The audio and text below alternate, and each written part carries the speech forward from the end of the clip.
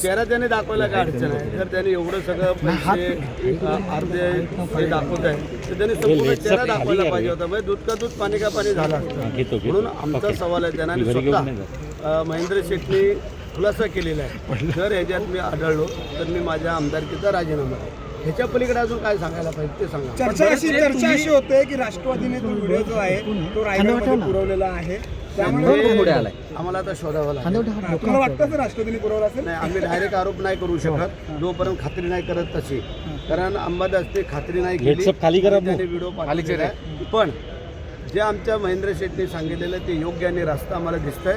त्यांनी पूर्ण बॉडी चेहरा दाखवावा आणि आमचा राजीनामा. विरोधक असं म्हणतायत की सरकार उपाशी आहे आणि शेतकरी उपाशी आहे या सगळ्या व्हिडिओच्या माध्यमातून. लोकांकडे भांडवल काय आहे, हत्यार काय आहे? बरं, मी काय म्हणतो, शिवसेनेच्याच मंत्र्यांचे काय व्हिडिओ येतात? ते शोधावं लागतील. फक्त शिवसेनेच्या मंत्र्यांचे तुमचं संख्याबळ जास्त आहे, रायगडमध्ये सेनेचे आमदार जास्त आहेत आणि अशामध्येच कुठेतरी संख्याबळ कमी करायचं सुरू आहे का असं दाखवून संख्याबळ कमी नाही. काम करणारे पालकमंत्री पदाचे आहात, नाही, चार तो भाग आमदार आहेत. वेगळा आहे. मी काय बोलतो, दावेदार आहेत सगळं आहे, परंतु ह्या गोष्टीची तसं काही हे नाही आहे. पण जे काय आरोप प्रत्यारोप होत आहेत त्याची पूर्ण खात्री करून आम्ही तुम्हाला हे प्रेशर टेक्निक आहे का? हे प्रेशर टेक्निक केलं जातंय शिवसेनेवर?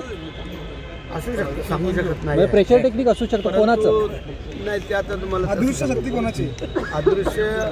दृश्य जे काय त्याला आम्ही सामोरं जायला तयार आहोत.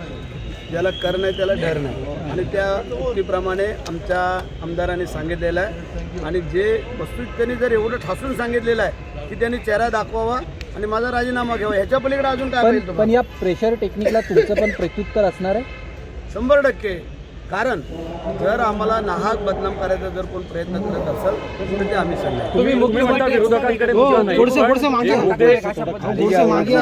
तोंडात चालले बूम सगळे. कारण हो, आज याबद्दल शिंदे साहेबांसोबत तुमचं काय बोलणं झालं? नाही, आता आम्ही आलोय. आता आम्ही प्रश्नोत्तराचा तास संपला. आता मुख्यमंत्री आणि उपमुख्यमंत्र्यांच्या कानावर हे घालून आम्ही त्याची खात्री करतो.